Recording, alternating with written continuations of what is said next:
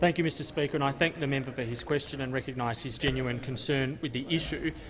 Look, by way of explanation for the member, obviously he is well aware that defined benefit schemes at their heart provide a source of income. Herbert will cease interjecting. It's an income payment that comes from the rules of the scheme. The rules of the scheme vary, but overwhelmingly defined benefit schemes paid income which reflected years of service and final salary. Most often they're under public sector auspices.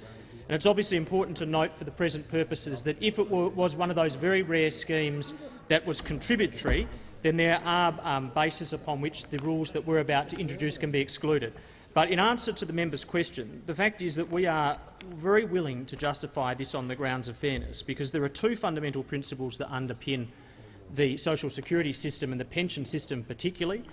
They are firstly that it is means tested and that an individual's income has to be looked at before it can be determined whether or not they are a recipient appropriately of the pension or any other social security payment.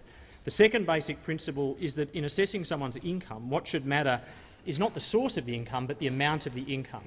So the reality is, and you've given an example of someone who is losing an amount per fortnight, we are talking here about 140,000 defined benefit schemes.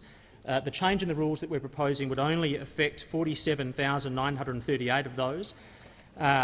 1,572 people would lose payments, would lose access to the part pension, but they are individuals who receive very large amounts of money from defined benefit schemes as income. So, as an example, under the previous policy, and this applies roughly to that group of 1,500, there were individuals receiving in excess of $100,000 a year on defined benefit schemes and still able to access the part pension. Now, on any measure, that is inequitable and therefore unfair. But with respect to those other 46,366 individuals who will find their part pension decreased as they enter the taper rate because their income is being assessed, perhaps, member, if I can just give you this example as to why this is equitable. If you were a couple who had an investment property and were receiving $30,000 a year in rent, so your income, your $30,000 was coming in rent, then your rental income plus your part pension would allow for $51,500 a year in total.